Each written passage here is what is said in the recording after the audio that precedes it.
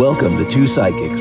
This is Michael Edley, evidential medium and mystic, discussing all things spiritual.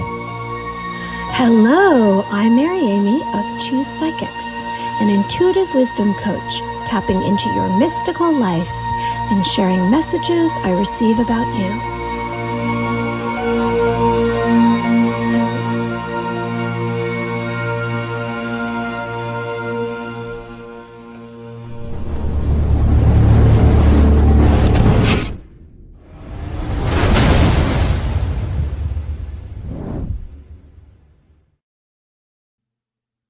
What is up, everyone? Such a pleasure to be here on this splendid evening with my fabulous co-host, Mary Amy.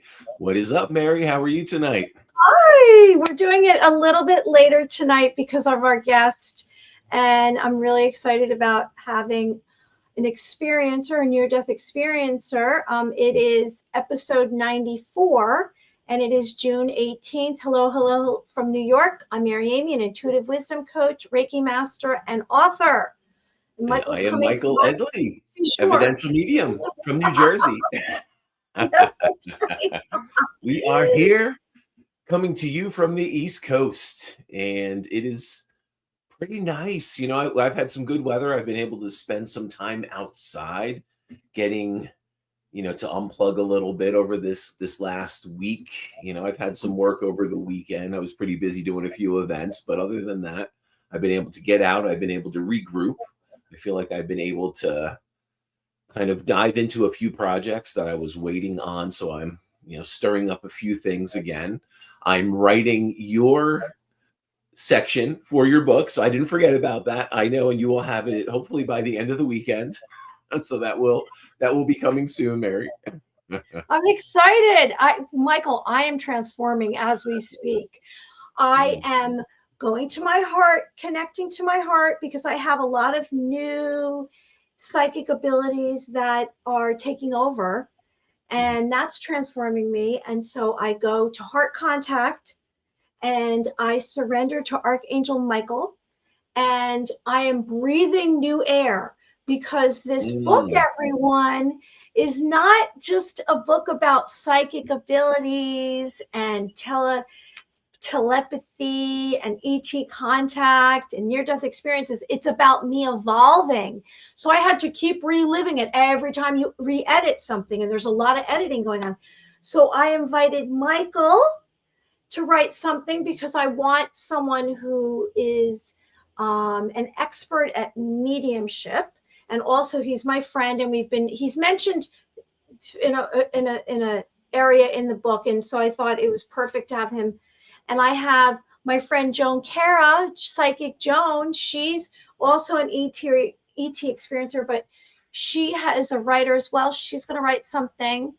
And my friend Dana Louise, who wrote a book about extraterrestrial abduction, she wrote about something for my book. So I'm getting little bits and pieces, but I'm going through the editing process right now, which is formatting it to publish it. So that's not simple. That's what I'm doing. It's a in-depth process where you are you're juggling many things in this process. I am. So tonight no, it's really exciting. But I feel, do you know what I feel like? So much weight is lifted off me. I'm laughing again. I'm smiling. It's been 2.5 years. And the people around me, the close people around me, are seeing a change in me because I just am not so intense. I've been so intense because I knew I had to get this done. And before we get on talking about learning and growing and having experiences and utilizing what we talk about into your life. And I think that's the biggest thing. A lot of times what we find is, we could talk about things till we're blue in the face, but if we're not implementing it and we're not trying to utilize it, daily, weekly, monthly, whatever it may be for you in whatever situation it is, I think we kind of forget or we feel a little lost. But that's the thing. It's a constant reminder, kind of get back, regroup, start, implement the things that we talk about. That's one thing that I have to consistently remind myself if I'm going through some type of, chaotic energy or some type of unknown situation. It's, how would I direct one of my clients to navigate this situation? How would I utilize, what I know, what I do for myself? And sometimes that's the hardest thing, I think, as practitioners, as psychics or mediums or, energy healers, is kind of, sometimes we forget to tune into ourself, and listen to what our body's saying, what our soul is telling and guiding us to do. We get caught up in the moment, and and it's a beautiful thing, because that's what I see for you. I really find, when you talk about this stuff, I feel like you're getting back to your soul's calling. You're allowing your soul to kind of dictate and guide where you're going, rather than the human experience dictate and guide you. And it's a beautiful thing when that awakening starts happening. I know it's a process that took me a long time to embrace. I kind of fought it.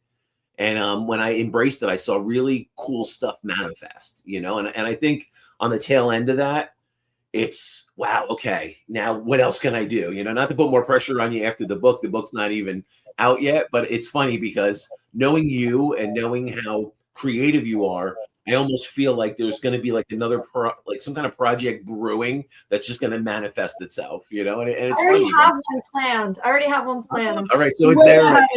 So Way I'm ahead. picking up on it psychically. Yeah, no, I know it's already there. have I one know it's planned.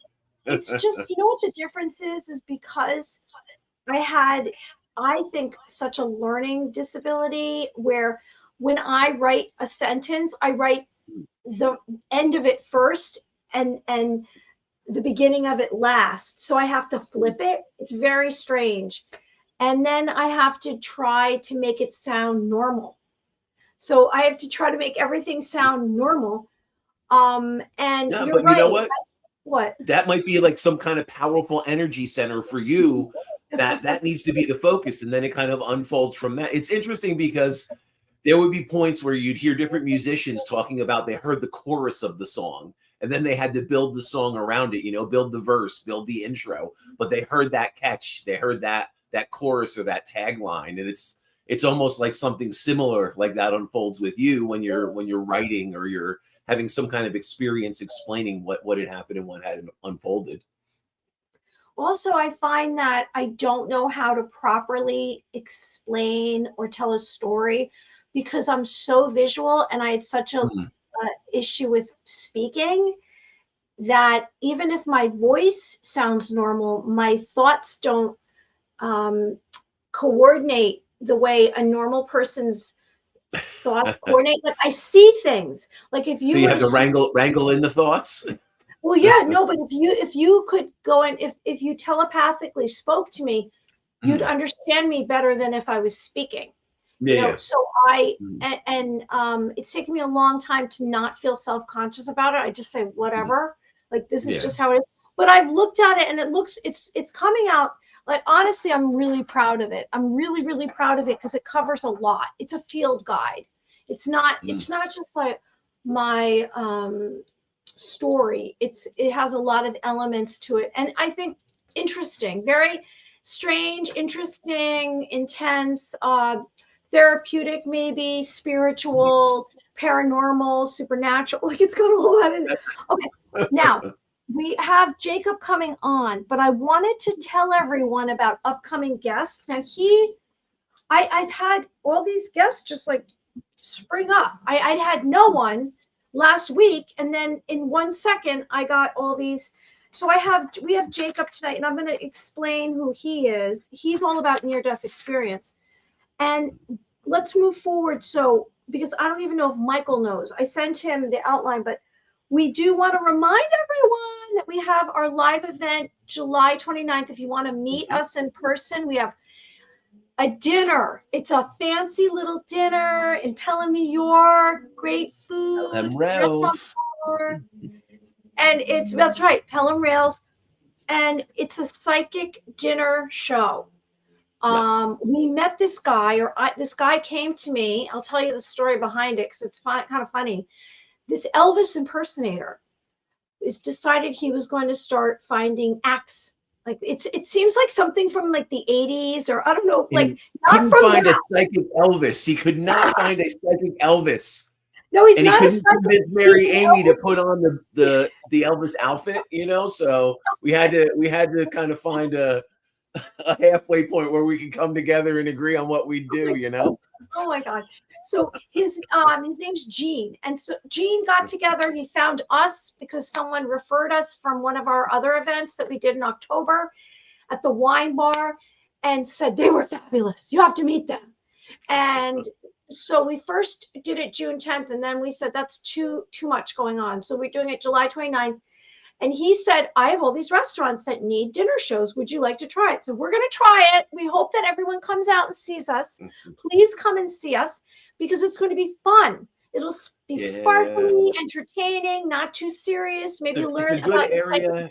And what I like about that area is we seem to be well received there. We did our theater event there at the Pelham Manor. Now we're going to be at Pelham Rails. We were at we did the wine bar, so it's starting to feel like a home base, that town. So hopefully we fill this Pelham Rails. Everyone can come out, experience what psychic energy is. We're going to take you through, because not only do we show you what psychic abilities are, and I'll be doing a mediumship gallery, but we like to show and take people through the experience of how we're receiving the information. So not only are you receiving messages, but it's almost like a night of teaching and understanding how psychic and mediumship abilities work, because we're explaining it and we're talking about it and we're trying to help you understand what is going on in the mind, body, and soul of a medium, of a psychic, when we're doing this work. And it's a really cool experience. You can see it firsthand. And the first 50 people will get a free crystal from Mary Amy. And, hey, maybe I'll have a couple Divine Journey of a Mystic Soul CDs to give away if you still have a CD player and you want some binaural hemisync meditative music. But it's going to be a good night, and we'd appreciate everyone coming out, showing their support. And that is July 29th, Pelham Rails. We will be doing a night. 6 o'clock. What's that? And you can 8 o'clock. 6 o'clock, and you can find it on Eventbrite. Yes. You can buy a ticket from Eventbrite, and you can go to my my Facebook page, and it's there. You can look under Eventbrite psychic events. Okay, so we have some other guests coming up. I have someone tentatively for June 25th, which I have to confirm with you about the time. And they're actually a composer. So it's related to what we do, but a composer. And then we have Heather, another psychic, medium psychic, and Jack Roth are in July 2nd. Jack Roth is a filmmaker and author. Then we have July 9th, Debbie Dackinger, and she is an ET contactee and galactic shaman. And then we have July 16th, Kevin Young, who's an intuitive coach, and he teaches telepathy. So we have that's that. All kinds of interesting things coming at you. We really do. And we have this other person, Jamie. His name's Jamie Wilkins. And let's see. I think he's up. Wait, hold on. Jacob's calling me, so let's see why. What's up? You're on the phone. So we are going to be talking about near-death experiences tonight. We are going to be taking you on a little bit of a journey. Any of you that have been following Mary and myself where you are? For a period of time, we've both had near-death experiences. Mary has experienced 2 of them. Those of you that have followed along know, at 8 years old, after I had already had mediumship and psychic experiences, I started having really profound stuff going on, and we might be having a shift in what we're doing tonight, because she's got Jacob on the phone there. But so what do we got going on? Wait, we got some comments. All right, hold on. All right, so wait till I tell you what he just said. Now, why? I don't know. Did this happen? Wait, hold on. Let me just see this other guy that said that he'll be on the show. So this is the bad news. The bad news is that Jacob, his car, he turned it on and the battery is completely dead. So now he has to get it towed. Okay. Okay. Oh Okay. no, oh no. So Jacob's another day, everyone. You know, stuff All right. happens. Well, you know So what? if you want a psychic We'll give a reading, shout out to Jacob. We will definitely have Jacob back on. Heather's He is on. a Oh, Heather. very, Heather very interesting person, and he's a near-death experiencer, and he's had right. some profound discussions around this and some profound insights. So we will definitely have him back on.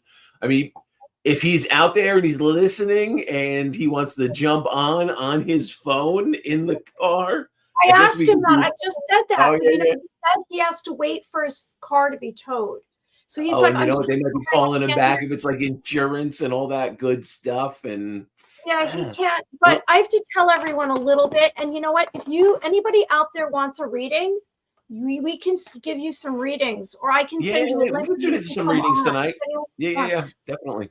So Jacob, things could turn. Who knows? But let's just say things happen, right? Here he can't come because he doesn't know why his car's dead. He has had his life forever changed. Heather wants a reading. Forever changed during a profound near-death experience when he was 3 years old after contracting pertussis and losing the ability to breathe. He experienced the eternal breath that exists beyond the physical body. Wow, this is fascinating. This mystical experience has driven him to share insights about mystery on his life on the other side and transformations gained from his NDE. He has a master's degree of social work and a degree and is licensed clinical social worker. Now he's written 2 books. He's also presented at Edgar Cayce. I mean, this guy's really has a lot of great background. Edward Cayce Yeah, Association, Lily Dale. You've been to Lily Dale Assembly, yeah. Omega Institute. He's going to be featured at. He's been on CBS Television, Coast to Coast, Huffington Post. Now, if you want to find information out about Jacob, you can go to his website, which is www.jacoblcooper.com. Okay, so maybe we're going to do readings. What do you think, Michael? Yeah, let's just, you know what? I guess we'll talk. Let's just talk a little bit about. So, what I started explaining to the audience is you and I have both had near death experiences. I think we'll Yeah, talk a little bit about that maybe before we get into sure, reading, sure. kind of get into the zone. But it's something we both experienced. And you know what? The interesting thing that I'm finding now, so many people are coming out of the woodwork to me that to have readings that have had like a near death experience or some kind of really profound spiritual experience that shifted and changed the way they're looking at things, the way they're experiencing the world, and they don't understand it or they're afraid to speak about it, or fearful that people are going to think they're crazy. And I think it's one of the things that we have to discuss and we have to bring to the surface, because our experiences and explaining how we've gone through it and what we've experienced may help someone else understand and process what may be opening around them now. Many people say psychic abilities can start to open and tune in. You may have new creative interests or new creative endeavors kind of unfolding that you're being drawn into that you never found interesting before, and shifts will happen. And I mean, normal growth will find those shifts. But I've heard from many people a near-death experience can absolutely shift and shake up their complete perception of reality. And I think when we have that, I think we have to be very patient with ourselves and mindful to not like jump too quick into like new situations, circumstances, or belief systems. I think it's a process that we have to allow to unfold slowly. And if we jump into it too quickly, I think that's where, we could kind of put ourselves into a little bit of a chaotic, maybe a chaotic, like a fold. We can get caught up in that and caught up in trying to figure it out too much, where we lose our feel of reality, or we get fearful and then we want to push it away. So I think approaching it slowly, in a way we blend it. We start blending it into our daily life, and we start feeling it and understanding it. And it's weird how things will unfold. Like, at least for me, that's how it was. And I had an interesting experience because out of my near-death experience, I ended up with synesthesia. So I saw sounds, I saw energy around sounds. My hearing and my sight had blended. So what appeared to be almost like a perfect pitch around notes. Like my mom honked the car horn, and all of a sudden I started seeing colors around that. And then the interesting thing is I started seeing those same colors around a piano note. And then we found out, okay, every time I start to see something around, that was in this key signature, I would see a green, and then it would start to shift and change into the other notes. And when I started paying attention to it, I realized what was going on, and it freaked me out. And, no one could explain it initially because it was something, very early on. And, they thought maybe there was neurological damage or, what had happened. But yeah, something from that had blended my sense of sight and sound. And I contributed that to allowing me to see auras and energy. It was weird, and it was an overwhelming dynamic. But like anything else, the more I paid attention to it, I would find that I could kind of breathe in to the sound. And when I would breathe into the sound and I would focus more and more on it, it would get more vibrant, and I would literally see it in my mind, and I would almost see it translucently in front of my face. So things may occur out of your near-death experience. And I'm curious for you, Mary, like and I know you were very young. I was a little bit older, but I know you had two. But did you find like any like weird psychic stuff, or like a perception, or just an understanding beyond the physical that had unfolded from that? Or was it like a fear-based thing? Because, and again, some people have like that fear-based thing, and they start to push it away, and then the psychic energy can appear a little scary, or it could appear a little chaotic. I'm just wondering where did that unfold for you? Interesting. This is an interesting conversation, I have to tell you, because it's really I'm awake enough where I'm not focused on so many other things in my life that I can really take a moment and breathe into this conversation. But I would have to say that, because I've really kind of gone through it, rehashed it a million times, a million different directions. And so much of my life, I was in it. So I was re-experiencing it over and over, like it was flashbacks. But I have to tell you, at the time, what I do know at the time, before it happened, so I was 2. Before it happened, I already had really developed a lot of my personality that stayed with me, which was just very, I hate to use the cliche positive, but just very like smiley and good. Everything was good.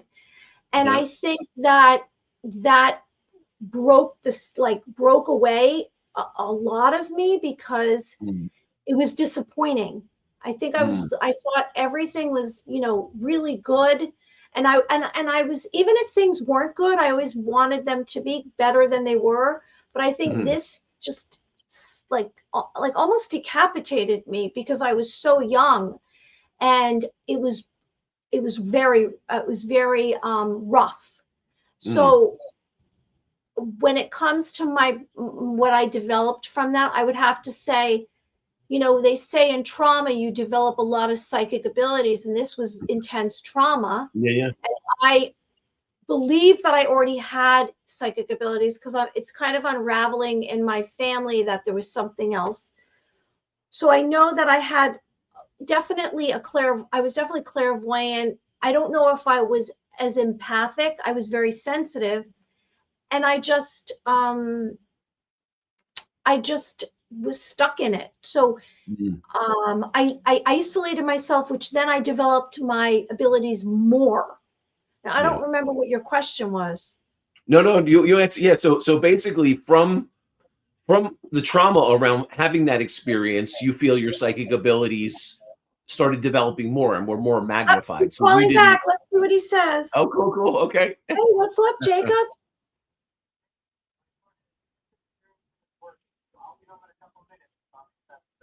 I had a feeling it was going to work out. Okay, we're just talking about near-death experience. Perfect.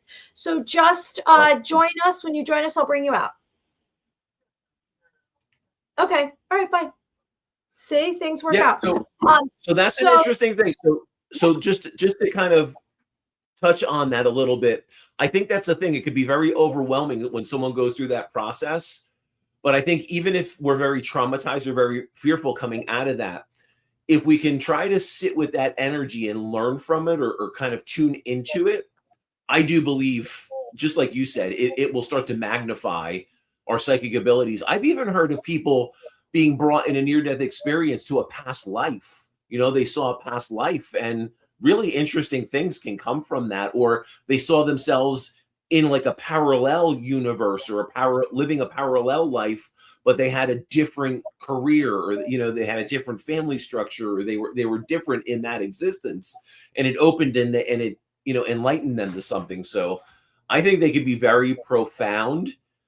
And in that process too, yeah, in the trauma of having that injury in my near-death experience, it was a process of kind of tuning into it more and more. And the weird thing for me is I started to see the energy, and that kind of freaked me out a little bit. So I had to sit with that a little bit and go, okay, Mike, this isn't, you're not going to go blind. You're not going to go deaf. You're just seeing energy. They've told you this is normal. This is something that can happen. And I think having that reassurance, in a sense, it made me a little more comfortable with it. But it's a process that we definitely have to settle into, and that psychic energy may start unfolding, or like you had said, the clairvoyance or the clairsentience or the clairaudient, whatever may be happening around that. But yeah, I would definitely say a near-death experience, anyone that has had one, if you felt very shifted or altered afterwards, you are not alone. And I think that's something that many people that have had a near-death experience absolutely just say, hey, I am different coming out of that. And when we can embrace that, I really think it can shift us into a very profound psychic, energetic connection to the divine, through that process. And for some people, that may be what it takes to get them there. And you hear. So what's interesting is one of my clients did have a near-death experience, and he was an atheist prior to having the near-death experience. And that near-death experience, from what he explained to me, showed him, okay, I don't understand it. I don't know what it is, but I know there was something else. And I think when it happens, that's the question we can all ask, is what else is there now? And we start to understand, okay, it's not my imagination. This isn't something I'm making up. This is something I truly experienced. Now let me sit with this and figure out what it is and what's going on in this energetic realm that I somehow tapped into. So my first experience, I struggled to breathe, and there was no window where I was. What's interesting is, in the last 4 years, I've had many dreams that I got up from my bed and went to this window and saw this light on the horizon. Good things are coming beyond your view. And it was always a picturesque sunrise, water, and it's very vivid. The second near-death experience, it had to do with my breath, because I was drowning. And my father said, you were on the last breath. We were in Cape Cod. I was 6 years old. The summer we were moving to a new house. I was with another little girl named Mary. We were jumping off those rafts that aren't on shore. And I went too deep, and he was sitting there reading his paper. And luckily he looked up and then went and got me and says, oh, you were on your last breath. And then I had this whole fixation with, oh, I should have died, because now it was 2 times, I never really told anybody else about the first time. No one knew about the first time. So here's the second time. So I used to put the blanket over my bed and pretend I was dead in the bed. It was just very strange. And then I had this whole OCD thing with even numbers. I had to tap things. I talk about this in my book, like an even amount of times, or step an even amount. I had so much fear, and I think that, about all of this, there was a lot of fear, but at the same time, I had this very, very solid part of me that had these dark experiences. And then the other part of me was just all about love and light. All right. Now he's going to pop on. Let me see. And we have some comments, but I want to so while we're waiting, I know Heather had asked does Heather have a question for us? Maybe we can tune into real quickly. Yeah. But 1 second, I just want to talk about near-death experience, because when he's going to come on and related to what you just said, it's really quick. So this is what I Mhm. came up with. Near-death experiences are close experiences with death, clinical death, close to death. They experiencers speak about out-of-body experiences, that they're vivid and real. They see a tunnel of light. They see relatives who've passed, flashes of life before. You see your flash, your whole life passes before you. You hear that all the time. Some Mhm. people begin to communicate with spirits afterwards. They disassociate from their identity. They have an awakening of consciousness. They change their belief system. Now, this was interesting. I looked into studies. So there's the International Association for Near-Death Studies. There's a couple of Mhm. these. And they have a Journal of Near-Death Studies. And they talk about some near-death experiences, different types. Mhm. Pleasurable, which people say is a peaceful experience. Yeah. Distressing, which is threatening, which could be Mhm. something, bad happens, I guess. And then transformation spiritually, and it gives you a sense of purpose. You're aware, conscious. And then Mhm. there's what's called another foundation altogether, the Near Death Experience Research Foundation. Now, this was very interesting. Wait till I tell you this. Patterns in consciousness. Okay, there you get after near death experience patterns in consciousness. Now, believe it or not, 4% to 10% of the population has had a near death experience. Mhm. Cardiac arrest, go figure. That Mhm. would be Yeah. right. Yeah. It's very common that it's medical. 4% medical, we'll say. Mhm. Out of US citizens, 9,883,411. That's 4%. Go figure. Mhm. Now, and then there's also medical, like you're in a hospital, it happens, and there's also self-identified, like I'm a self-identified. I didn't go, I wasn't in a hospital. And then this is even more interesting. Yeah. A Self-identified. typical near-death experience, Michael, guess when it happens? Guess. Near-death experience. Let's see if what's more I than would have to say late, like very. I would say youth. I think early no, no, teens or no. youth. Why? Why? Let's Oh, see if oh, you know. why? Oh, Why? near-death experience. Why? Mm-hmm. See if Let's you can guess see. this. Can anyone guess?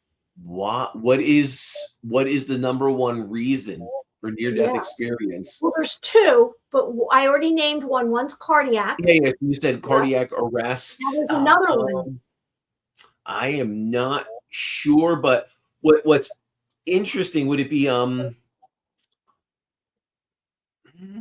don't know. I don't know. I'm not sure. This I is don't scary. know.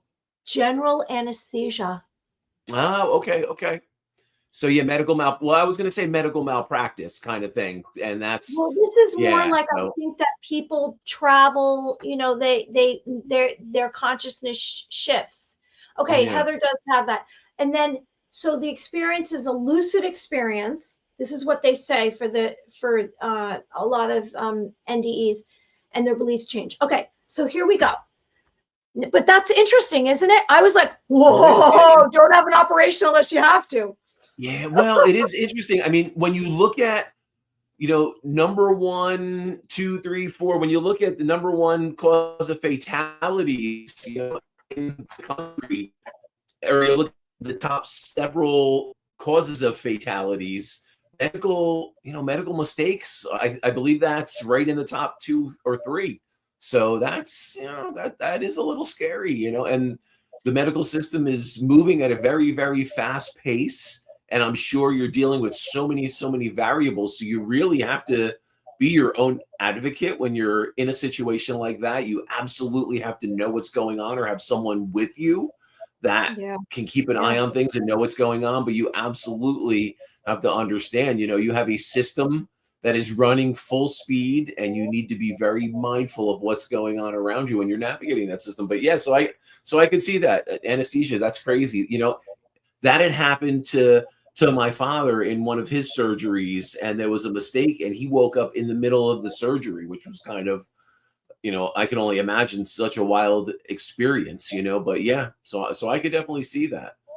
Yeah, that's not, to me, that's just, I was freaking out. I'm like totally freaked out by that because I've had so many times that I've been under anesthesia and I've always said, I don't want to do anesthesia unless, not so many times, well, quite a few, but I don't want to do any anesthesia unless I have to. Okay, so here we go with a question. I would like to just do a shout out because we've had comments. Yes.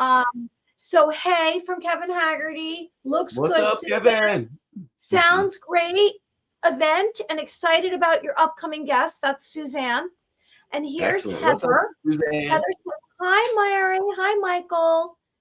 Brianna Irish sending emojis, which I don't know what they are. Heather says, me, I want a reading. Faith says, hello. Hi, Faith. And then Heather's question, she says, I don't have a specific question. I'm just, here, I'll show you everybody. I'm just trying to see if I'm on the right path and maybe if anyone has a message for me. Thank you so much. Okay, so there she is right there.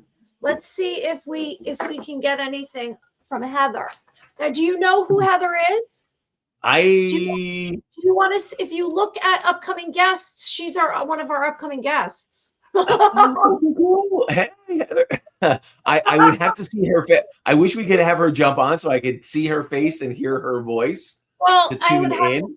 I'd have to send it to her, but I could. That's all right. You know what? We can't do that to her right now. What do you get? You tune in, Mary, and I'll see what comes to me. I'm going to show you her picture. Okay. Okay. Can you see her picture? I can kind of see it. Yes. Okay. I can kind of see it. Yes. Okay. I can see it. I can see it. All right. So we're going to tune into Heather right now. This is Heather. And we're going to read Heather right now. Give her a reading. Jacob will be on in a second after we give the reading. Okay. Okay. So, specific. Okay. So let's try right now.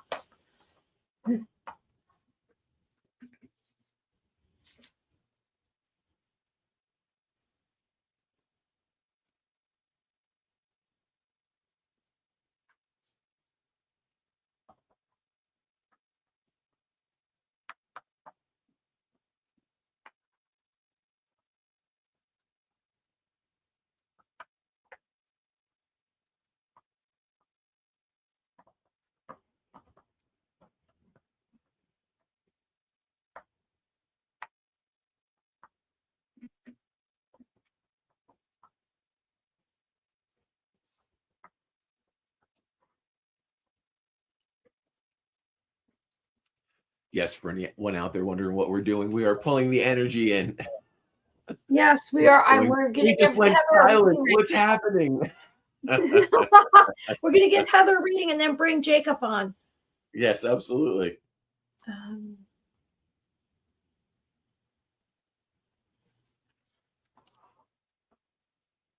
you want me to go first, Mary, or you want to go first? I'm getting it, but you go first. Okay.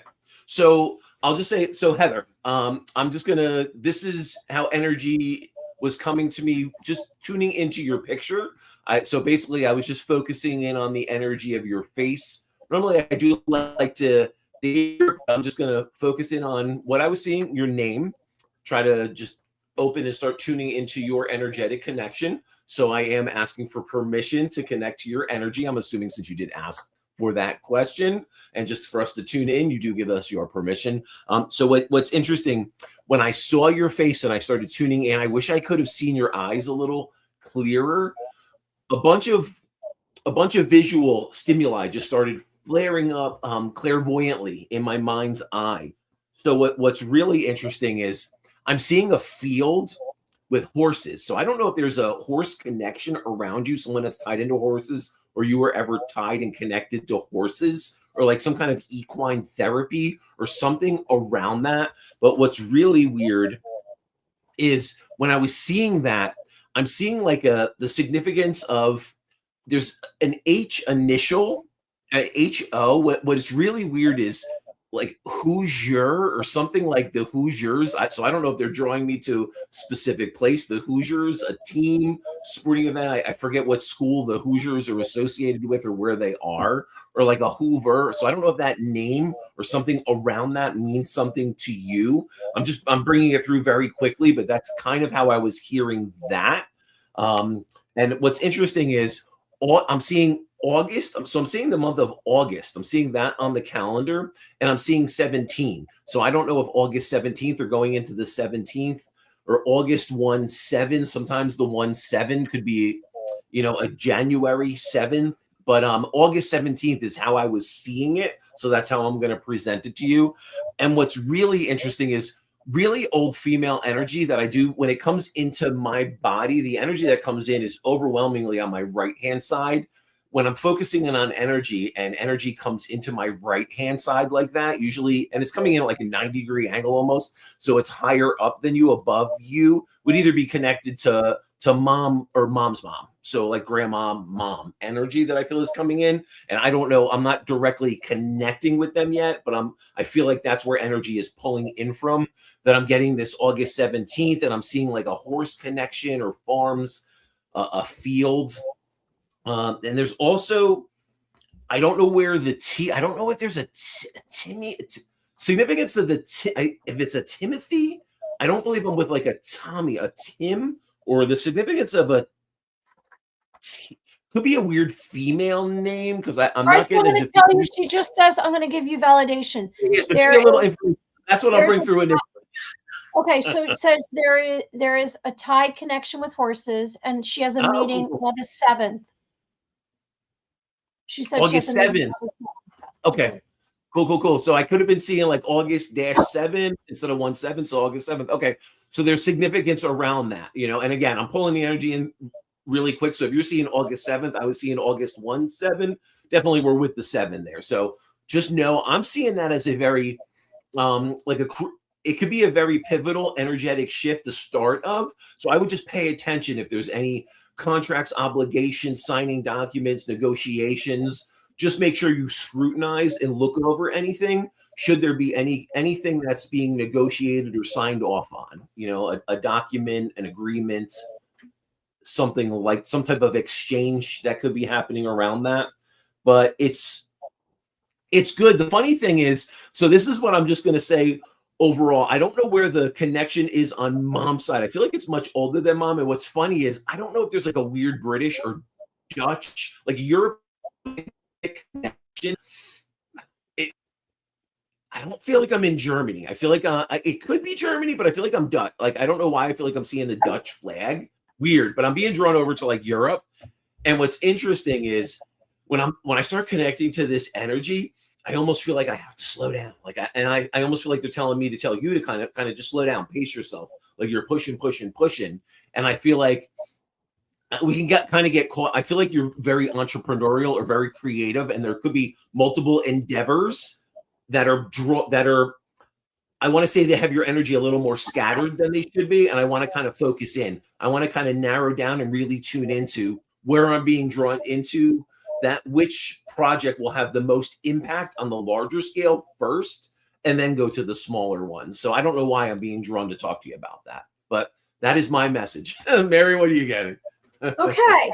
So right away, I saw clouds, and then I saw angels moving around. So there's angels present in your vicinity. I mean, they're there. They're not far from you. You have a willingness to accept defeat and a willingness to win. So you're not really settled on either one. You're okay. You're always, it's not that you're indifferent, but you're satisfied and content in many areas of your life. So if something works out, it's okay for you. If something doesn't work out, because you feel good. You feel good and you feel content. I saw this pathway with little people, and they came up later. And the pathway, they're around this pathway. So I didn't know what they were. And then it moves to the right. And that's telling me it's a different path. You're going to take a different path than you expected. You have very strong traits of love, understanding, and wisdom within you. This is interesting. So there's someone that you're going to deny that you don't want to.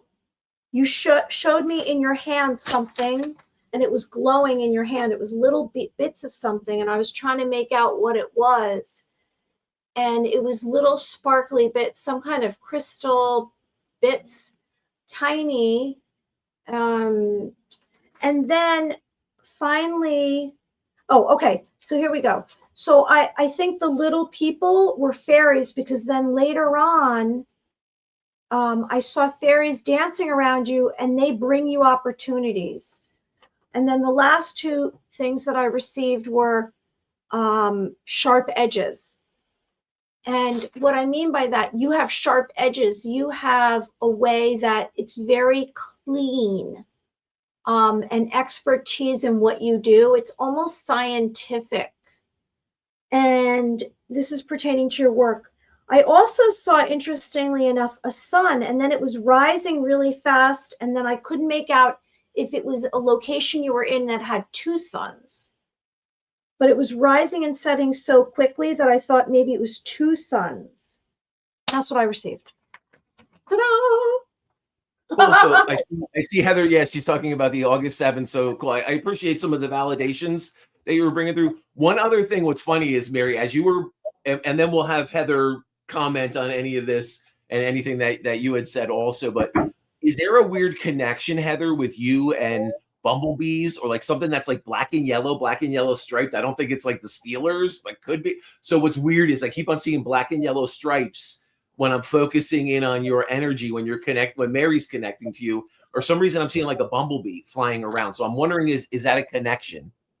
She said, thank you so much. That's awesome, Mary and Michael. She didn't comment on that. If she hears that, just comment in. I'm not sure why, like the black and yellow connection, or did something just happen around the colors of black and yellow? Is that significant to her, like a bumblebee? Like because I'm literally seeing the bumblebee and black and yellow. I don't know what that means or why I'm seeing it when I'm connecting to her energy, but I feel like I would, I needed to mention it. So I'll leave that there. She responds, because sometimes it's delayed. Yeah, it may take a little bit. I think she's in Texas. I don't know if there's a delay.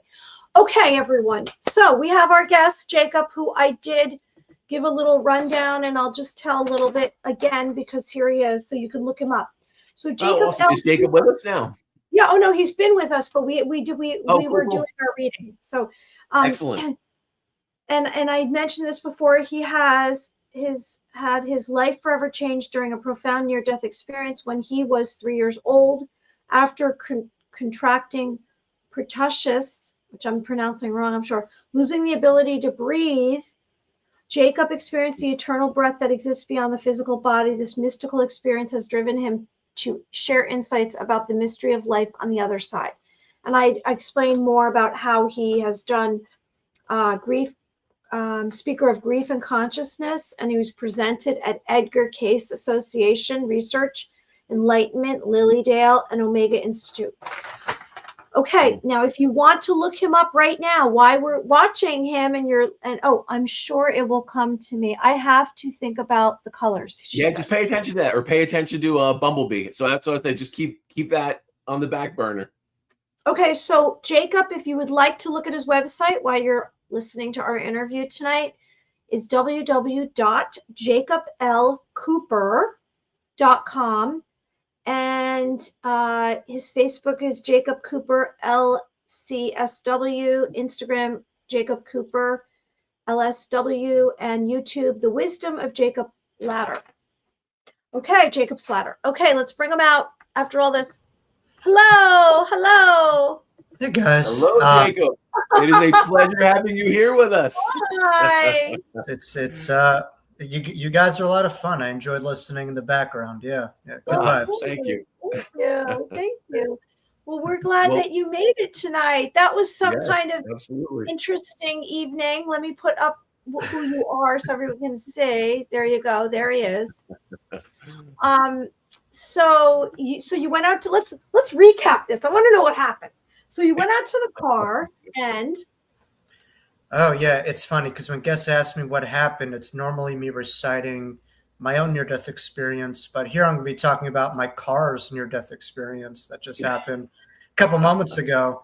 But it's very much symbolic or allegorical for, I guess, the subject matter of this evening. But yeah, it's never happened to me before. My car's always been fine. I just tried to start it, nothing. Start again, nothing. And it's like, oh, just should I cross over, go to the other side, go to the tunnel? But I found an angel who was in the parking lot, and he just restarted my car within 2 seconds. Boom, it was working. So it was a nice reminder of the continuity of life, and life goes on. So yeah, it was a nice little segue. I think the angels were kind of like messing with us a little bit. Spirit was messing with us a little bit. They got a nice sense of humor over there. Hopefully it's nothing long term, but yeah, it's never happened to me before at all. So I'm like, that's interesting. I said something's going on, but it That's might psychic energy. Psychic energy kicking in again. It could be like a psychic attack where you're not supposed to come on the show. We're talking about something that it's interesting because it's related to trauma, right? If you have a near-death experience, and people that have had near-death experiences tend to have psychic abilities.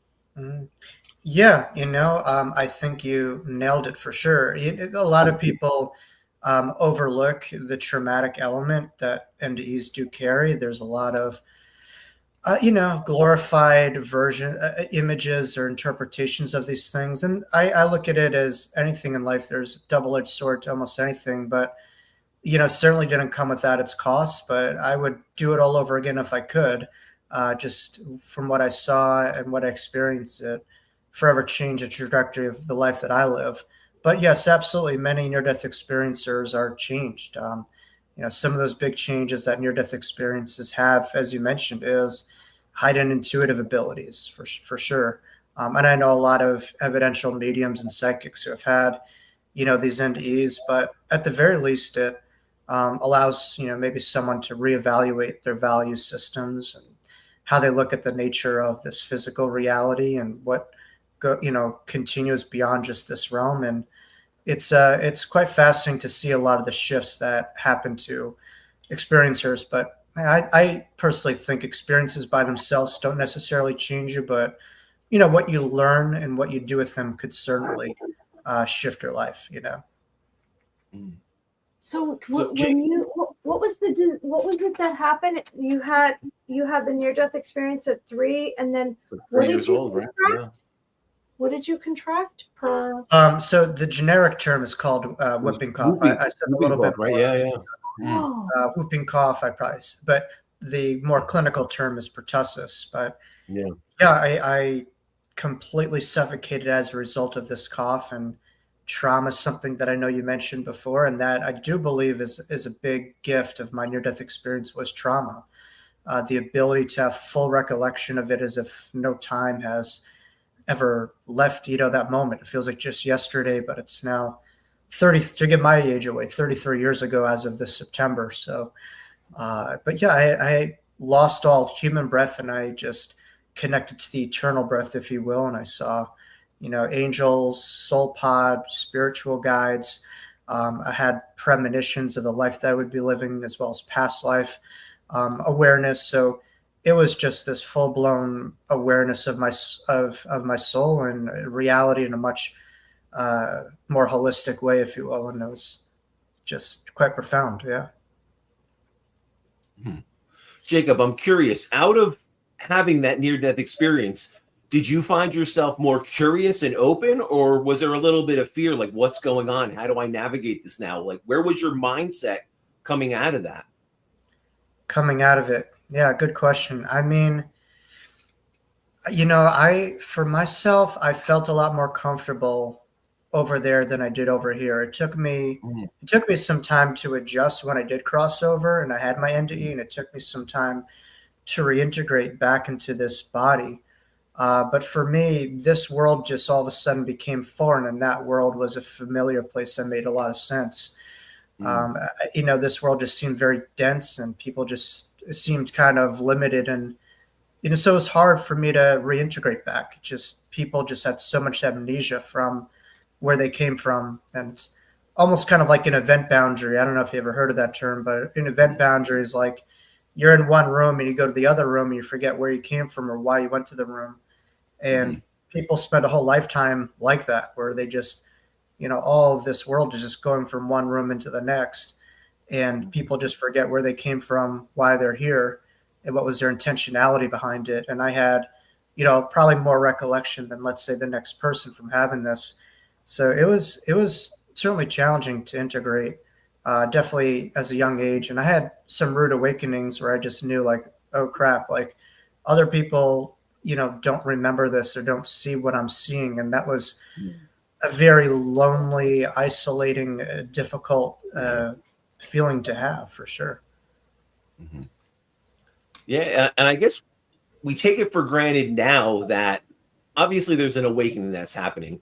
It's more prevalently talked about. This discussion is happening in more conversations than even a decade ago. But yeah, I totally get that, because even my life unfolding as a medium, that's what I say. It was many years of this dual life and this dual existence of, no one in the business world can know I'm a medium, and here I am moonlighting, going into the city to prove that this is real, and I'm having these experiences and this is happening, but who can I share it with? And it's interesting, as a near-death experience, people will go through that same, I guess we're having the awakening, and then we're afraid what other people are going to think, and it's a process of getting through that, through that worrying and that concern of, I guess that's the ego. Wouldn't you say we're getting past the ego trying to protect us or not make us seem insane to the outside world that hasn't experienced this? Yeah, I mean, I think there's a psychological element that we all have where, it's a matter of how to relate to the unknown or the things that we don't really know in front of us. Some will build, like you mentioned before, that degree of curiosity, and some will ostracize that or stigmatize that or try to put that that down, like as you said, to protect their ego. But there's a lot of reasons that people are drawn to near-death experiences. I think that more people are really starting to find something familiar that we're talking about that hits a chord in themselves. Because I think that's what gravitates people. When we hear about eternity, hear about all these things, I think there's some whisper inside of each person that draws them to find some familiarity in what we're reflecting and talking about. So near-death experiences are universal. They don't carry religion. They don't really carry what you had in your life before that. No matter if you're an atheist, myself with the Jewish faith, Christian faith, whatever that is, everyone kind of experiences a lot of the same type of themes. And that leads to a more universal interpretation of God versus more of a group-oriented or subjective or type of VIP favorite and, God's dominion, if you will. Yeah, and I think the one thing that everyone can agree upon is once you go through that type of experience, you can never look at life the same. There's just this realization that, wow, there is absolutely something beyond this physical existence, and you have proof. And I think for Mary and myself, and probably even you, I think that's what just kept drawing us back to this. No matter what else we were doing, I just found my soul was calling me and pulling me back to this. And I had this experience, and I knew how real it was and how profound it was. And it, as much as I tried to push it aside or bury it or not tune into it, I would just be pulled back. Was that similar to you? Did you find that was it, and your path opened from that, or were you fighting it? Were you trying to push it away for a while? Yeah, I mean, in my book, I write a little bit that my childhood was a little bit like a beach ball, or for quite some time I was trying to bury a lot of this stuff because at the end of the day, there's a lot of BS, which I say is belief systems that are inherited, and having an NDE as a kid is tough because most kids are prescribed, hey, just be normal, There's a very much trajectory of disempowerment where you put all of your power into someone who's bigger than yourself, and therefore you Yeah. think they know more. And there's a outlook, at least in our culture, that if we come to this earth, we know absolutely nothing, and so everyone else is here to like put their stuff onto us without listening to what's inside of us. And so Mm. it's hard for kids to just all of a sudden feel like, hey, I have answers, or hey, I'm different, and that's okay. Because the hardest thing for kids is to be a little bit different. Um, Yeah. that's challenging. But as an adult, you recognize that's the coolest damn thing you can do is to be your unique self. That means you're adding something to the world. That means you're true to Yeah. yourself. But Mhm. that's a lifelong endeavor. But I think so many Yeah. people just run away from this child that they were told to just move away from. They say, hey, stop playing, hey, stop laughing, get serious, regurgitate all this stuff. And then people check off these check boxes from society, and they're like, geez, I feel quite empty. And I think a lot of it is Mm. because they have abandoned, their true self. So we've been told to not play, to not have fun. And that's just the exact way that gets us back to spirit, that I think brings us more joy in our life, to be more in tune with our inner self and our inner child. And I do believe that my near death experience was here to really teach people about the value of our inner child, the value of looking at kids perhaps a little bit differently, and maybe where we kind of deviate from that from an early age, and how we could come back to our essence a little bit more, and not be ashamed by that. Mhm. I wanted to ask you, so when you do this work, because you're a hypnotherapist Hmm. and you are a specialist in regression therapy, has it given you an insight into, because you had the near-death experience, has it given you insight to the other dimension, other realms that exist during the process of your client going through regression? Is there anything you can, without sharing confidential, is there anything you've realized about the other side of this experience of bringing someone to another Mhm. consciousness? Um, Actually, my experience was somewhat challenging as a hypnotherapist in some regards, because when I had my experience, and I saw what I saw on the other side, I'm like, all right, this is heaven. This is what it is. And so when other people were describing, let's say, their life between lives or other lifetimes in other planets, I would be like, that wasn't my experience. And I'm like, I don't know about that. Mhm. But as I've studied and learned and really read, had a lot of different personal case studies, I've understood that heaven is unique to each person in many ways. And not every soul goes to the same exact dimensions on the other side. It's virtually unlimited.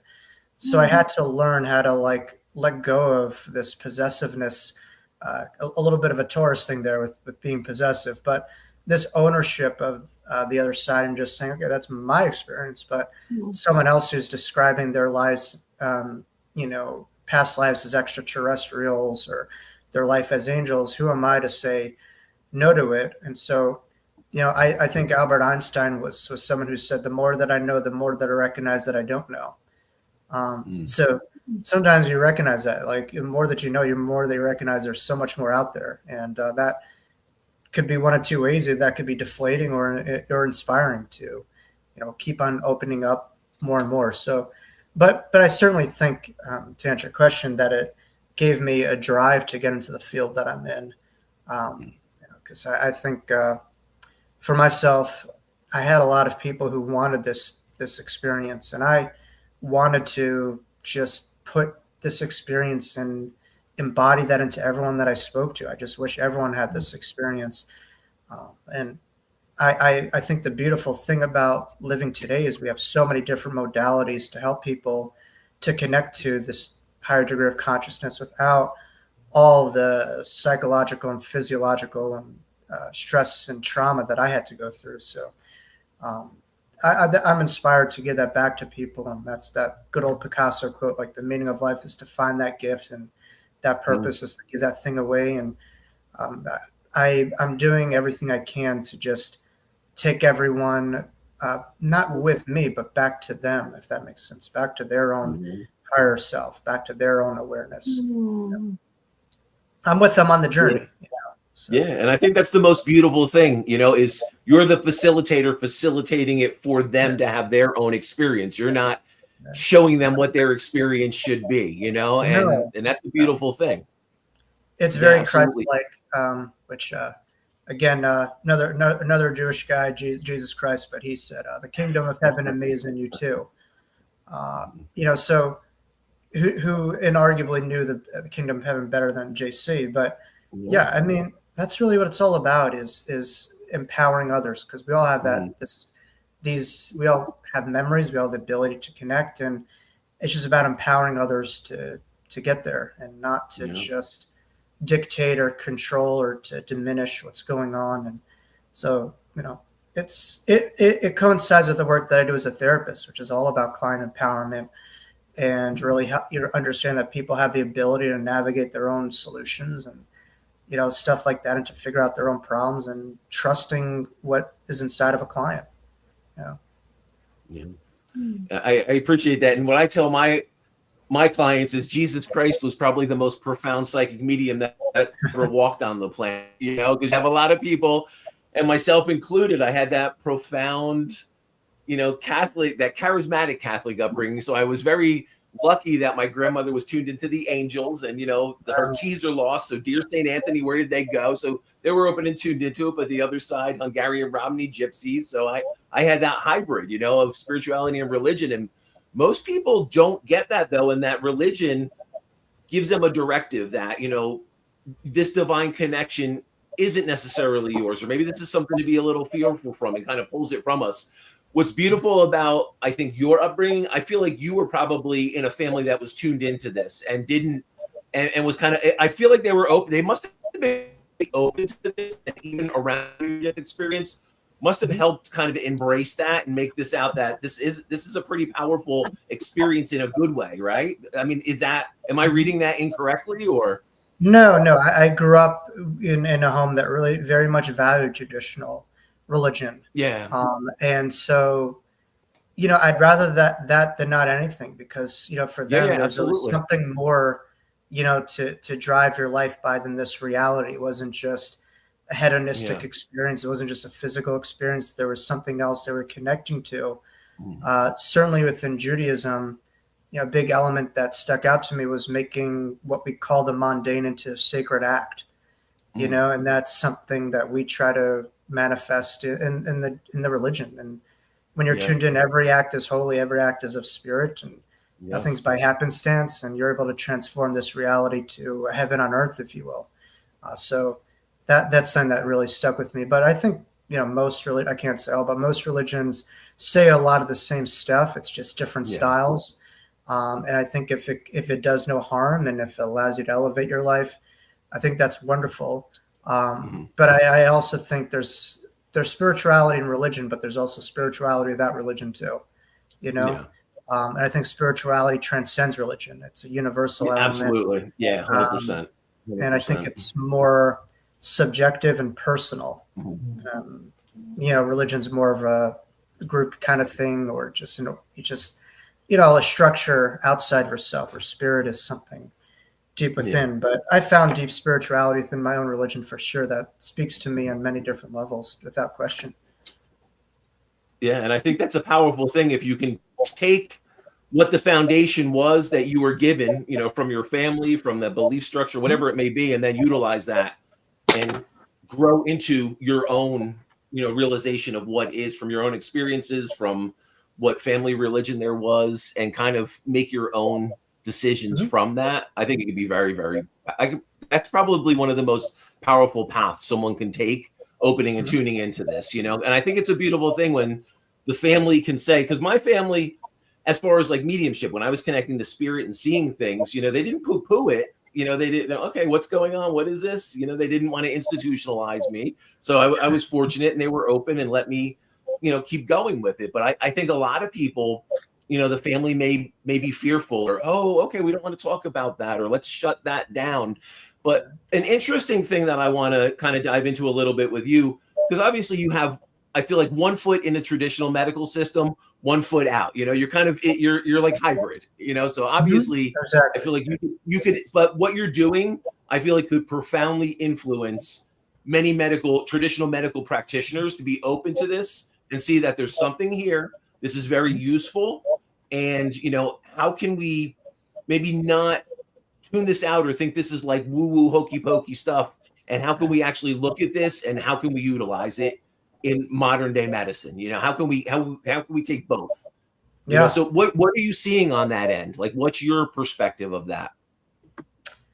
Well, I mean, it's definitely shifting. I mean, right now I'm leading a lot of continuing education courses for fellow therapists, just to educate them on these types of experiences. With better information, you have better understanding and better engagement, and who knows where that can go. And so, I always believe when you change the way you look at things, the things you look at change. And if you're looking at things from very much a left brain way, you're going to see it that way. But if you are open to another point of view, you could turn a pathology into a great strength and empower that client to change many lives and to impact, so many lives. And they could have a different set of belief systems that's, less negative or pathologized. So I'm trying to equip more professionals with better information that's more accurate to really dichotomize what's maybe a psychic experience versus what is generally a psychotic experience. And a lot of psychotic experiences are really just people who are not properly channeled and tuned into this reality, or they're almost like too advanced for this world and they have a hard time processing it. So, it's kind of tricky, but we, certainly try to at least provide the information, the opportunity for therapists to reevaluate, how they look at clients. But the medical community is really, I'm not necessarily in it, but I'm more like academic therapist, and we work closely. But without the medical community, there would be really no, without their advancements, there would be no near-death experiences. I think what they're doing medically right now in terms of enhancing that incubation of life and death is allowing a lot of these experiences, combined with the fact that we had a medical doctor who had a degree in psychiatry as well as a degree in philosophy, 2 PhDs, named Dr. Raymond Moody, who in the 70s actually coined this term that we're all talking about called a near-death experience. He's a good friend of mine. He's got a birthday coming in a couple weeks. He's a Cancer. So again, Cancer rules the house. As Ram Dass says, we're all just here to walk each other home. And I can't think of a better guy to represent the home than a guy who, illustrated what a near-death experience is and what home is about, where a real home is. Yeah, I think it's really powerful when you're seeing more psychologists, psychiatrists, a lot of people opening into energy healing, Reiki, psychic abilities, mediumship, and it's wild. If you get an evidential medium that can bring through such evidence to someone navigating that grief, I mean, how else, that grief, if nothing else, you can at least open their eyes to what just happened. Wow. And start questioning that grief, and maybe try to shift it into, rather than being debilitating and pulling someone into anxiety and depression, maybe find a way now to let me invigorate my energy and honor that loved one, because they're still connected, and it's so profound. And I think everyone is starting to see that, but there's still so much of the apprehensiveness of, is this crazy? Is this, is this evil? Is this, there's still so much of that weird stuff wrapped up around it. Now, did you get a lot of pushback? Like, do you find you still get a lot of pushback from like the traditional medical community, or are you aligned with where you need to be aligned and you just move forward? No, it's been, I mean, it's knock on wood. I mean, it's been a lot more receptive than I imagined. I mean, I just give this one example. I work in a hospital system in a psychiatric care, and I was just in my office. And then one day, one of like the higher reps knocked on my door, and this guy's like a big head honcho. And I thought he's going to say, pack your bags. We're sending you next door. We're going to have you inpatient, something like that. And he says, dude, like, I watched a couple of videos of you. Like, thank you. Keep on doing this. I want you to like implement that here.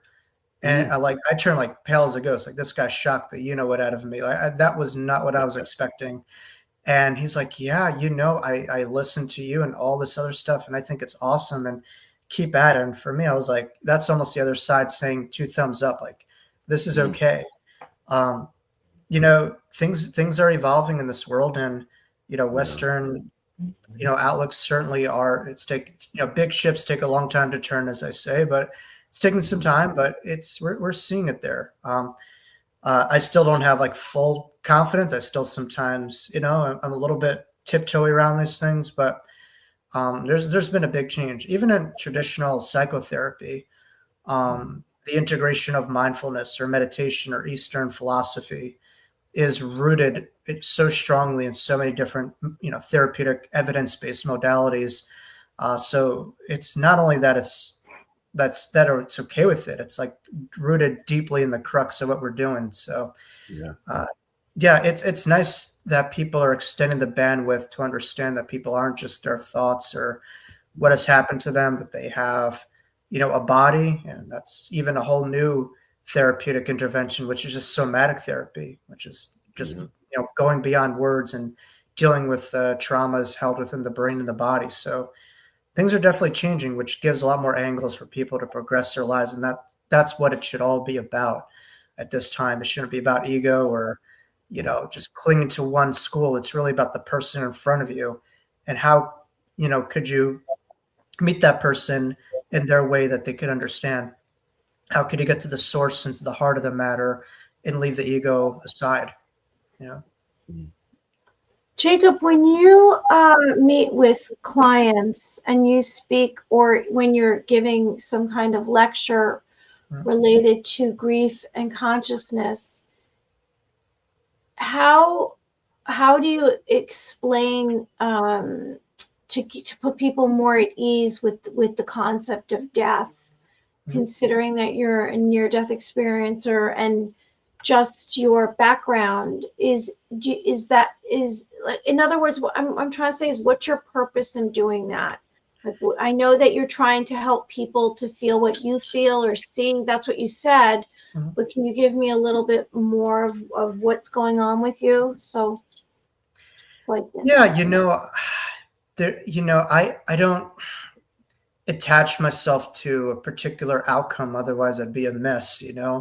But what I do is I try to have the best intentions to be there where everyone's at, and perhaps my story could maybe inspire someone or have them look at their loved one who's in spirit in a different way. But I just plant a seed, if you will, and it's my hope that will really hopefully help out someone and help them to look at the nature of life after death in a different way. I mean, certainly there's been countless studies that show that those who have a somewhat of a semblance of a belief, they do fare much better within their own grief. Certainly it doesn't immunize them from it, nor would I encourage that. I think grief could be incredibly healing, and it's a natural process that should not be pushed away. But I do believe, and I've seen it for myself, that people are able to, instead of saying that I've lost a loved one, they know that their loved one is not lost. They have found where their loved one is. They know they're okay. And giving that understanding that they're okay could help them to have maybe more room to understand that they can be too. That takes some time. But I think it's a very morose outlook if you look through life and just see that the loved one is in that box under the ground, just hanging out there, and there's nothing going on. Versus when you have these evidential, illustrations, whether that's through mediumship or near-death experiences, or even people who do my past life regressions, they see themselves crossing over in another lifetime, and it just reminds them that, like, I'm not just this body. I have a soul, and it's eternal. And they have maybe perhaps a shift of something that maybe is a faith of an afterlife to maybe a direct experience, which leads itself to an inner knowing, and that could be quite comforting and transformative. But I don't know if I have an agenda other than to just give my experience in the hopes that maybe that person could feel maybe 1% a little bit better too, eventually. one thing, Jacob, I love deep diving and kind of hearing your background, your expertise, your perspective. But one thing we really want to pull out of your brain a little bit, because you have a lot of experience with this. You've seen, I would say, you've probably seen all the variables that someone could try to utilize to tune into a past life or try to calm down and try to find that grounding energy center to start connecting. Like someone that's questioning, they had a near-death experience, or they feel like things are popping up in this life that could be trickling in from a past life.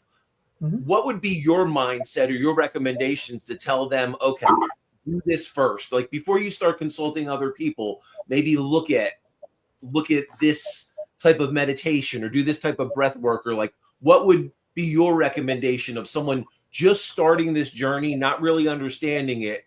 Like how should they proceed? I would say the practice of curiosity, the practice of exploration.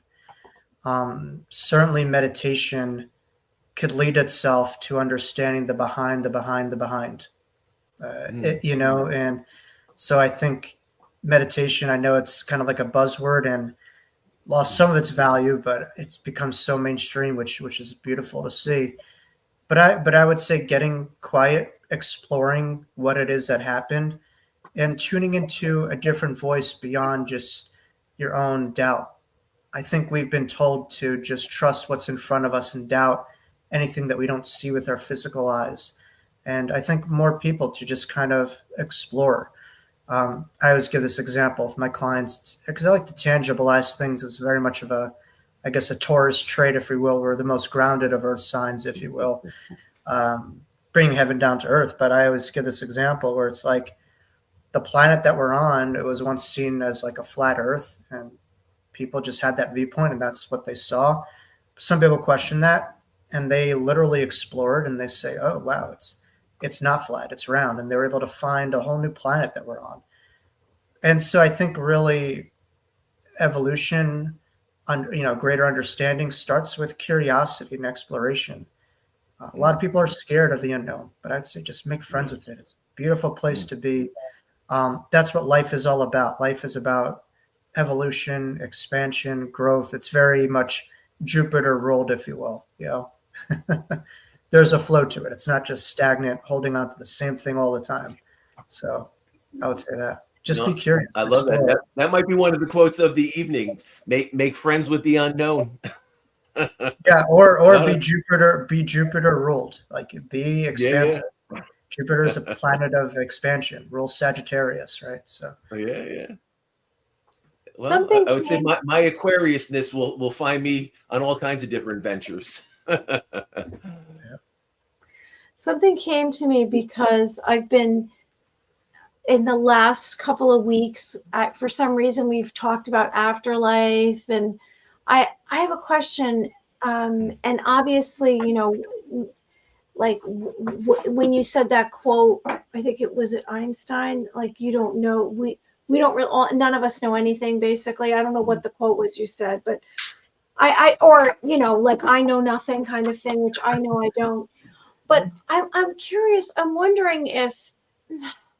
Because the more that I'm connecting to this afterlife, this other life, and the fact that I had these 2 near-death experiences. So could it be, Jacob, could it be so that this life, and when we pass over or whatever, it's actually another life we're living. And then after that they go to another life. Could those our loved ones, our puppy dogs, our friends, our grandparents, could they be actually living another life like we're living this one? Could they be living that and it's just another existence? You're saying, do our loved ones reincarnate on the other side while we're here? I'm just trying to understand. Is that no? What I'm trying to say, I know because he knows the way I describe things. What I'm saying is, could it be that here we are in this life, right? Mm-hmm. Here we are talking on this video. Could it be that when someone passes over from this physical reality, mm-hmm. we call it the afterlife, Mhm. We call it heaven. You I said see. people have all this variety of different Right. explanations of what they see. Could it actually be another life? Yeah. Like, could it No. be another life where there's another physical reality and then they're doing all these things? And then when they come to visit us and they talk to Michael or talk to me or talk to you, they're actually in this other life, but now it's connected to this one because they were here before. I'm Mhm. saying, could it be another whole nother reality life that they're all living in? You know, they're going to the grocery store, they're teaching a class, Mhm. they're writing books. Could it be that too? Yeah, absolutely. I always say the afterlife, certainly there's restorative elements that happen there, but it's not a retirement community where you're just resting. You're continuing. It's not Boca Raton or I'm starting anything. to You think know, that's it's what it is now. I'm for some reason I'm getting it's in a whole nother because yeah. people are coming to me and hanging out from there or visiting me, and Right. I can see them. I see Yeah. their They're, physical being. They have a they're personality. They have a voice. So maybe they're just they're going on. I mean, look, I've seen this in a lot of readings that I've gotten. Like, I'll give an example. My grandfather, for instance, he loved fishing. That was his thing. For me, I just not my thing at all. Different generation. We look exactly alike, by the way. He says, "You look like me." I say, "You look," we have that debate. But anyway, every single one of my readings, I live right on the water, not on the water, but not Jesus, but next to the water. You get the point. And he's like, "Yeah, your grandfather's just chilling on your docks, fishing on the other side." And so it's like they're connected here, but they're still, I think when we cross over, we do the things that we love over there, just in a different dimension.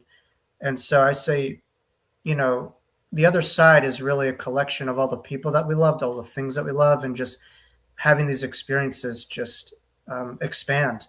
So I would say for people, there's like, I guess, a set criteria of what people define as spirituality. But I would say anything that brings you joy is going to be a part of your heaven. That's going to be things that you continue. And so don't diminish the things that you love, like lean into those things, because those things, those people, you're going to accrue and continue to build upon when the body decomposes and goes. So they're still doing their things that they loved. And they're still existing just without this physical body, I would say. They're not formless. They're not in this dense 3D reality. um, there's a quote that I try to live by that says, "That which is real can never change. What changed was never really real." And I think for us, we have to define what is real. But certainly, near-death experiences usually come back with, when they ask to describe the universe or God or whatever, the term is love. So I think it's continuing to lean into the things that you love, because that can never change. That continues. That regenerates itself. Everything else, this reality that isn't of that vibration, comes and goes. It doesn't stick. we have a couple of comments. So Faith, she had asked about readings, but we had done the reading. That's so Oh, Faith is continuing. She says, "What about those who have died a few times and come back? My fiance has died a few times and came back, so a death experience, but brought back to life again and again."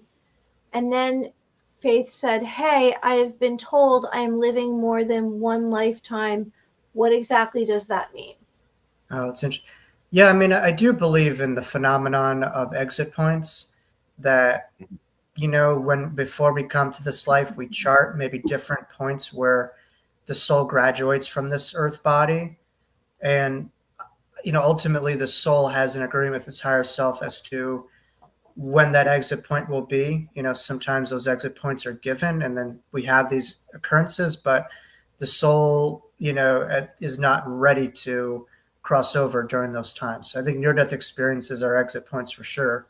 That we just, there's I would say sometimes in NDEs you're given autonomy to do what you want, and sometimes you're suggested to stay in this reality. So it depends, but yeah, a lot of people are like cats. They have just a lot of different lives in one, and a lot of different exit points and close brushes with death.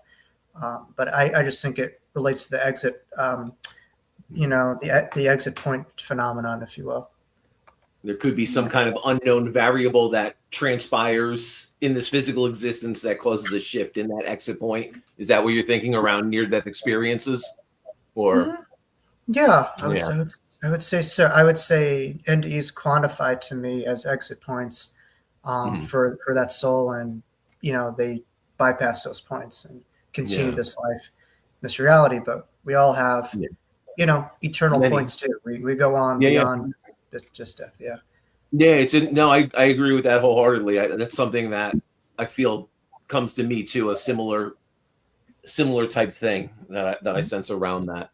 Now, what's really interesting when someone has that exit point and we can't explain, do you feel that there's a profound effect, like that person, we can't explain why that child passes away at 3 or 4 years old, or why someone passes away at 90, but the profound trickle down effect of maybe who came in contact with that soul, and that soul inspired them to now find a cure for cancer because that's what that child died from, and now that heals tens of thousands of people. Like, we don't see that trickle down effect, but that could be what's unfolding from that connection to that soul. How are we affected by that passing, or Yeah. how did that influence us? And I hate to use the word death, but someone else's passing is Yeah. transformative for that soul. They are transformed, but also many times it's transformative for those who are grieving that soul, and those who are still here. So at the very least, people oftentimes reevaluate their value systems, or reevaluate how they look at eternity or life after death, and all of a sudden these big existential questions are now visited with that shake-up period of their life. So it's transformative. That opportunity is there. I always say, though, with any situation, you become bitter or better, and sometimes we get vacillate Yeah. between the two, and that's understandable for sure and justifiable. But I think a lot of people who grow, they just see these opportunities and they try to find the lessons, the wisdom, the understanding from some of these difficulties. You're very calm, cool, and collected, Jacob. Well, I don't know. There's a saying, you think you're spiritual or good, just ask your family members. I think Ram Dass said that, if I'm not mistaken. But I try to be. That's something that I strive to do. We're never stagnant one way. We always kind of vacillate. But when you have a near-death experience, oftentimes there is that coolness to you where, yeah, I mean, I could get heated sometimes, but then you just come back because you just know no matter what happens in this reality, you're going to be okay. You're going to be fine. And there's nothing to stop latching onto all these things that are not true. I mean, fear could be certainly helpful, right? But a lot of times it's really overused and something that is not productive or reflective of something that's going to help us to progress. I'm very Jacob, grateful. Yeah. I just want to say something. I'm very grateful for this in-depth conversation because it's very reflective and there's a lot of processing going on. So you think of all these different alternatives that I wouldn't normally consider in everyday life. I mean, we're not going around getting a cup of coffee and talking about this kind of discussion. So it's helpful to me for me to evolve. These are fun conversations. And the good thing about this is a different era where a lot of these conversations were private, and now we have other people who could listen to it. And I think a lot of people are hurting. And if you're able to just kind of enter your reality in a safe space, they could feel like they're right here with us in this moment. So that's what I love about doing these conversations. It allows people to just be present with you, right in your home, right in this conversation, and join us. So it's very Aquarian, it's very universal, very collective. But yeah, I work really hard to stay connected. It's not always easy. Sometimes there's one bar, sometimes there's 5 bars, but I work very diligently to try to keep my vibrations as high as I can, for other people, really, and for the planet. Mm. We have Jacob, Okay, we have a lot of comments. One thing I would like to say real quick before we jump into some of the comments. No, I appreciate the way you're doing this. There's certain people that I think are trying to do this in the utmost evidential, authentic way. And you're one of those people, you know, and I think we align with you because that's our mindset and that's what we're trying to do. You know, we're not trying to look at this as like a hokey pokey woo woo thing. You know, this is truly a divine experience that we all have. There's, you know, we can look at this scientifically. We can look at this from, you know, from the medical practitioner's standpoint. How can I utilize this? So I want to say I do appreciate you. I think you're invaluable to this community, Well, thank you. and I appreciate your insight and guidance. And you're like Mary said, you're very calm, cool, and collective about this. But I know that's because you've been doing this a long time, and there's a lot of practice to get to that point. Yeah, I honor that. And I appreciate that. I have a moon in Aries too, so there's a fire there. There's a big fire there to give this out. But I mean, I think the biggest thing is allowing safety, because a lot of people could feel very scared about this stuff. A lot of people could feel afraid to explore something that they're not sure of, and providing safety, you know, that's a good baseline for people to progress forward a lot more effectively. When you intimidate people or put on a show, it could be very disempowering, but also just escalate a lot of the preconceived notions. And we're able to keep it grounded and simple, and I'm just a regular day guy, you know, like I'm a grounded sports guy. I exercise excessively. I do my best to fit in my pants every day. I'm no different than anyone else. I just had a unique experience, you know. I have insomnia sometimes. I don't know, you know.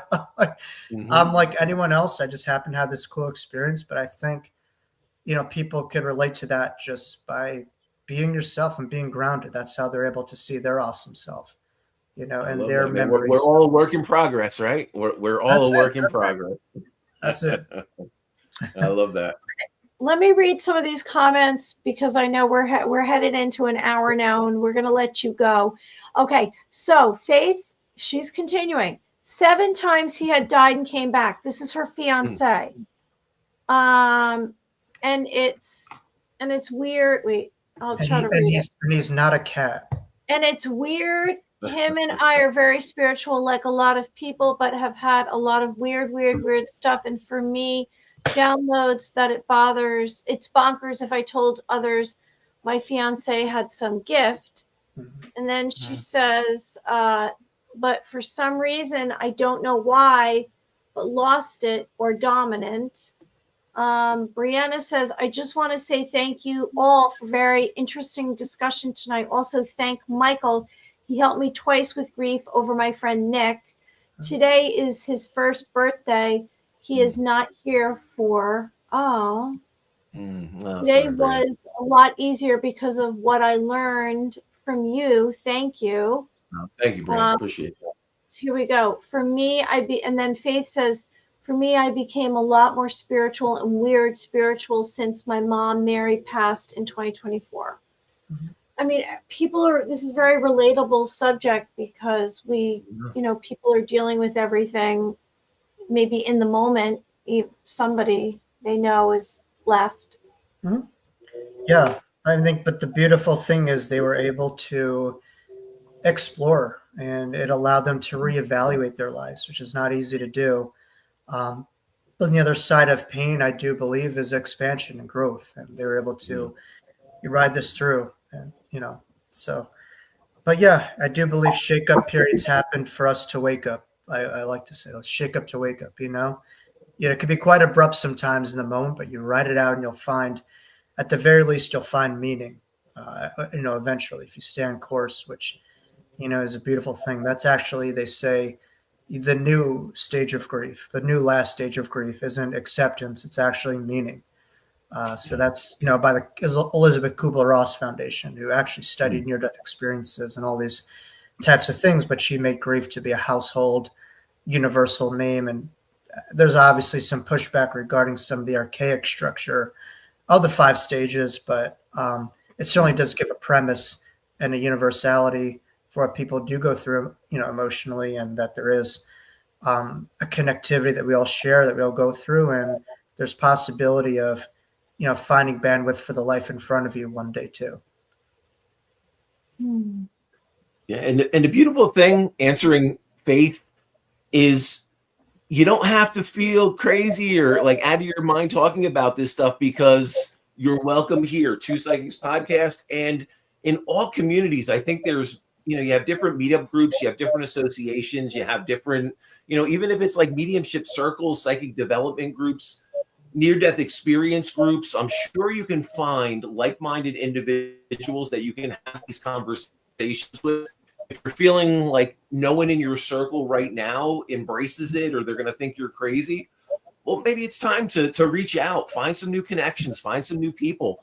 There are so many people now that are talking about this that know they're not crazy, even though at one point they may have felt that way. But look, you are welcome here. You are welcome. I'm sure Jacob probably has a number of resources on his page and in his information too, of near-death experiencers groups. There's a lot of associations that are coming online to help people discuss these things and try to navigate it. So you are definitely not alone. And I am thankful for you that you're here. I am thankful for Mary. I am thankful for Jacob that we can speak about these things, and we can speak about it in this way. So you are not crazy. We are not crazy. There is truly something going on here, and we want to dispel the rumors and some of the nonsense around this. So that's why, Jacob, we do appreciate you, and you, from where you come from and your perspective, we have to honor that. And I think as more practitioners become open to this, there's going to be an absolute shift. And then people like Faith may not seem so weird or out of place talking about this, or feel so alone on their journey of trying to figure this out, Yeah, we're seeing the shift now, and throughout history, whenever you're going through something, you'll always find, if you look hard enough, there'll always be some helpers. It may not be so easy, but you'll always be able to find the helpers. And living today, that's the beautiful thing with the internet and resources. There's just so much out there. I was talking to someone, and I said, I was like having a conversation, like, there's so many problems in this world. And they're like, yeah, but we have so many resources, so many tools that we've never had accessible before. It's true. That's a beautiful part of the age of Aquarius. This is all at our fingertips. Heaven or hell, if you will, is all at our fingertips. And I don't believe in a hell, but you know what I'm saying. You can create your own heaven on earth, or the polar opposite, and it's all in front of you. So just have to find it. Love it. Yeah, I think we have to be so mindful of our attention and our focus, and people have to understand, those negative headlines and all that craziness and that chaos, that's going to pull in your attention. That's what makes the money. It's those crazy negative headlines. What is it? It's like a 70 to 30% differentiation between negative headlines and positive headlines and what's going to grab your attention. Don't open your phone first thing in the morning. Don't focus in on this negative stuff. Be mindful of what's capturing your attention, and sometimes you do have to take a step back and shut things down, or breathe, or check out the Knicks winning the Oh my God! Yeah. Talk about heaven on earth. I've been a fan since 1995. Are you a Knicks fan? Die hard. I'm not. There we go. All right, nice. That's Jacob's book, Life After Breath. I don't know if it's backwards. Do you have a copy there? There you go. I have these two books. Okay, hold up. Pitch it. I'm not like a bandwagoner like Taylor Swift. No, hold it up. No, really hold them up. That's all right. We want to see them. Anyone out there? Jacob, Jacob's Ladder. After Breath, Jacob's Ladder. So these books are all on my website. You can find them on Amazon. Just search Life After Breath and the Wisdom of Jacob's Ladder, and they're available paperback, Kindle, and audio as well. So do check them out. Give them some love. Share it.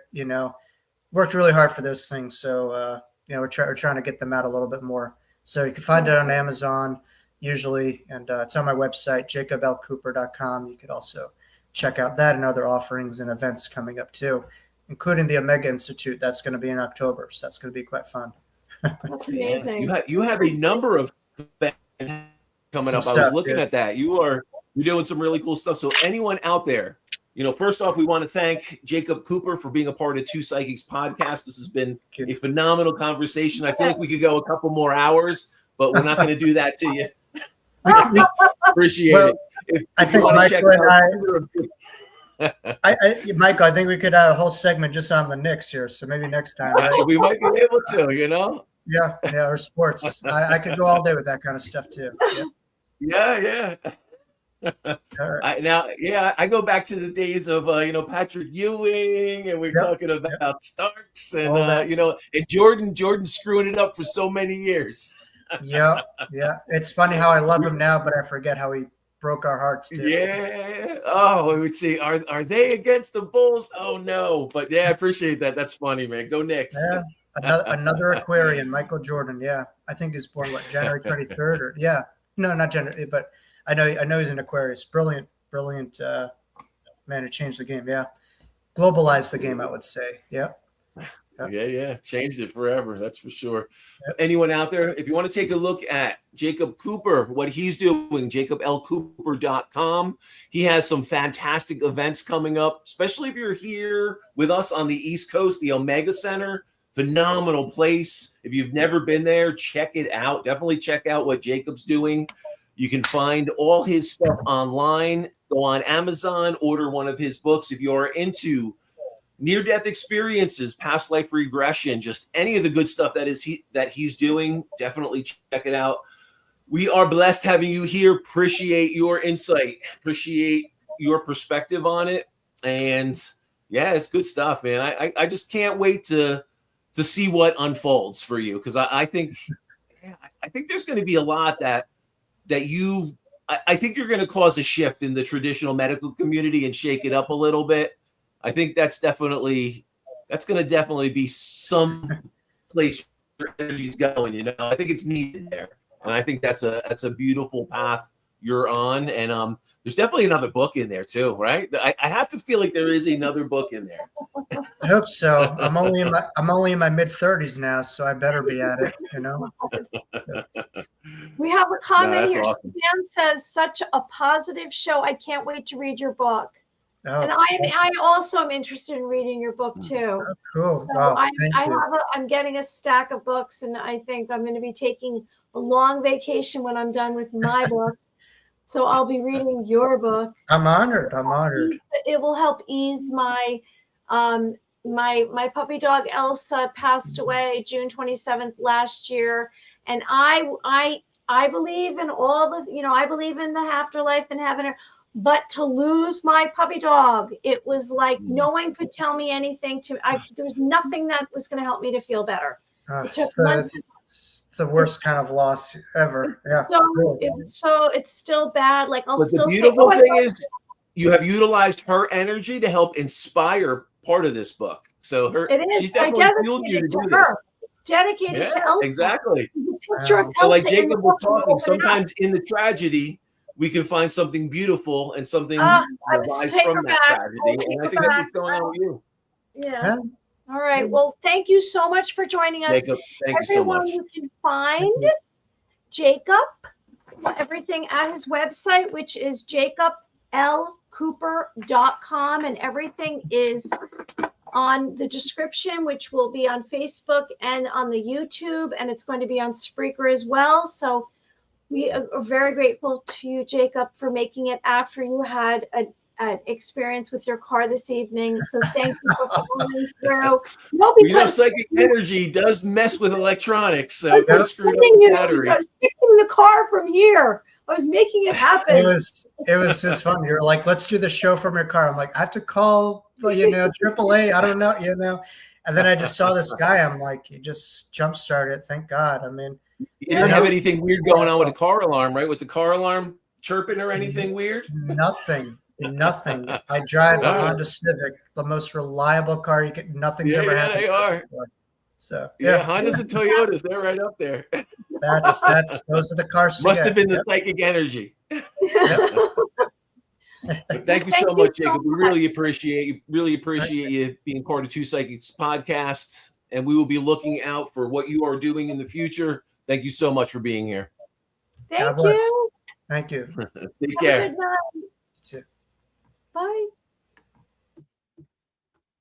Okay, Mike. So we are going to talk to Heather after this. She said to call her, so I'm going to call you on a video chat. She said we'll get validation. All right, okay. So what from what we were bringing through earlier? Excellent. So Okay, I'm going to go after this. So everybody, I'm going to remind you to please like this video and subscribe. This was episode 94 with Jacob Cooper, near-death experiencer and author. And please buy your ticket on Eventbrite, or you can go to both of our Facebook pages and you can look it up on July 29th and come meet us in person. And it's going to be readings, and it's going to be exciting and fun and a great dinner. And we can maybe have a cocktail with you after, because I don't drink while I'm doing readings.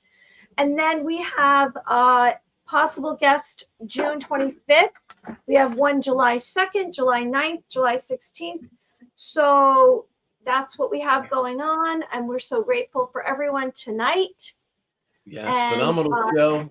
Thanks again to Jacob Cooper, phenomenal guest, and check out what he's doing. Grab one of his books on Amazon, or take a look at jacoblcooper.com for any near-death experience information or past life regression information. If that is something that you are interested in, want to deep dive on, you'll find some great resources on his page.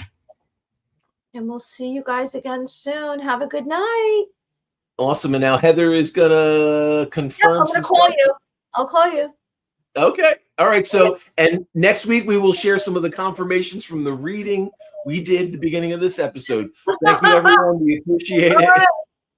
And we will talk to you soon. Let's see. We have one more comment. Amazing episode. Bye, everyone. We hope you like it. Brianna says, amazing. Faith says, bye. Everyone be well. Love and light. Bye from New York. Bye.